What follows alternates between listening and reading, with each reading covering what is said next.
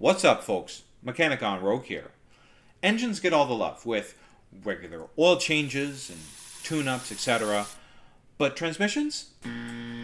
Nobody really touches those until something goes wrong, of course.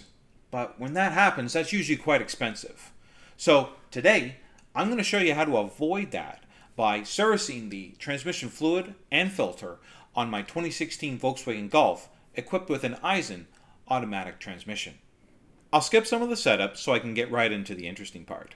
The car is already on stands, the belly pan is off, and I've got a catch pin in place. First, I'll remove the transmission drain plug with a 5mm Allen socket. You'll notice only a little fluid trickling out. That's not because the transmission is low. It's because Volkswagen uses a two-piece plug design. There's a hollow plastic insert inside. Using my 5mm Allen socket again, I'll back it out by hand, and now the fluid drains properly. It might seem silly, but this plastic insert isn't optional. It's part of the level check system, so it absolutely has to be reinstalled. With the fluid mostly drained, I reinstalled the plug just to keep things tidy. Not strictly necessary, but it helps. Next up is removing the transmission pan. The bolts here are steel, threaded into an aluminum case. Over time, dissimilar metals like this can corrode and seize. If a bolt snaps off in the case, that can be a nightmare repair. To avoid that, I always crack them loose by hand, and if one feels tight, I'll thread it out all the way by hand too.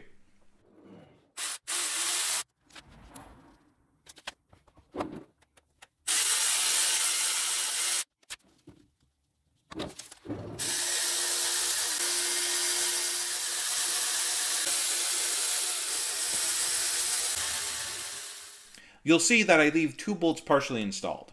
This prevents the pan from suddenly dropping and making a mess.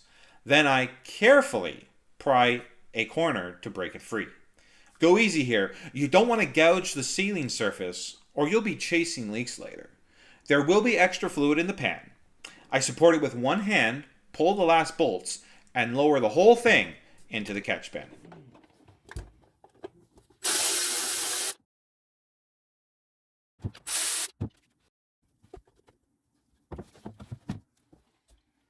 With the pan down, we can get to the internal filter.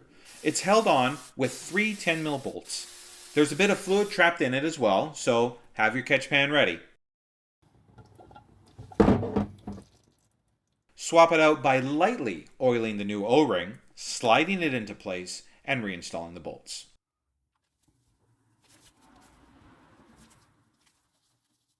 Next, let's prep the pan.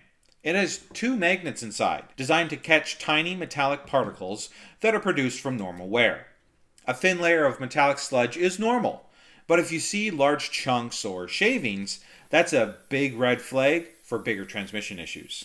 I clean the magnets and pan with brake clean and a rake.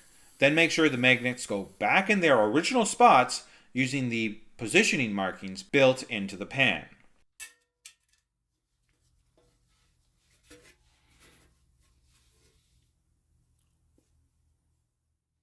The sealing surface on the transmission case also needs to be clean and smooth. Since it's aluminum, I avoid power tools. Normally, a rag is enough, but if there's buildup, I'll finish with a light touch of emery cloth.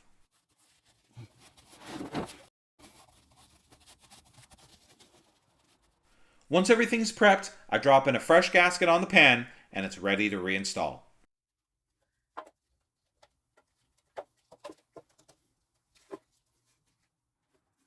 Reattaching the pan is simple. Hold it in place and install the bolts.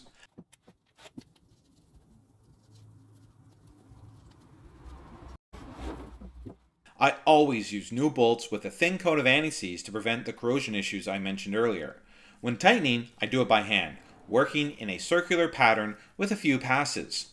That way, the pan pulls down evenly and the gasket seals tight without leaking.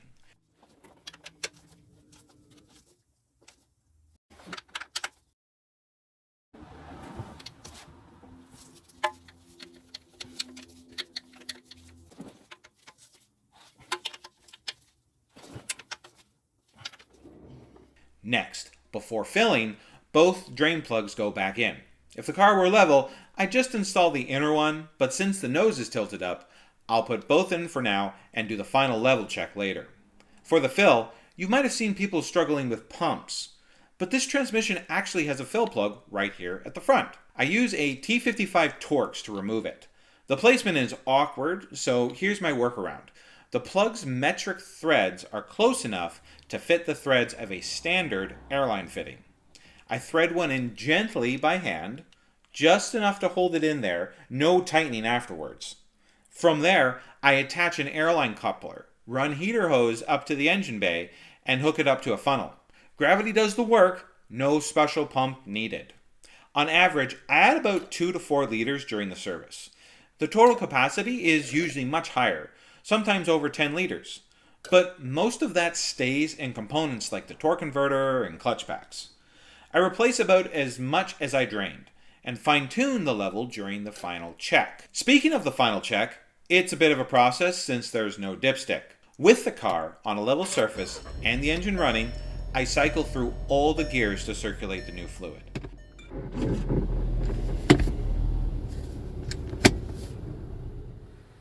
Then, with the engine still running and the transmission fluid between 35 and 45 degrees Celsius, I remove the drain plug. A small dribble means the level is correct. If fluid pours out, it's overfilled. If nothing comes out, it's low.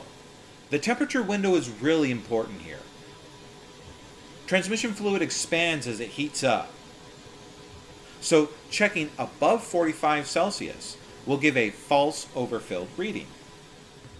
Many people use a scan tool to monitor temps, but I keep it simple with the temp gun aimed at the fluid. Here, the temps are right in range. And I've got that small dribble, so the level's spot on.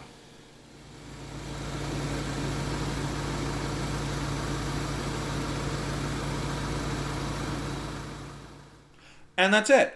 Transmission serviced, money saved. A few hours in the garage now could save thousands down the road later. If you learned something new today, consider giving this video a like. Share your questions down in the comments, and subscribe for more DIY fixes with me, the Mechanic Gone Rogue. I'll see you all in the next project. MGR signing out.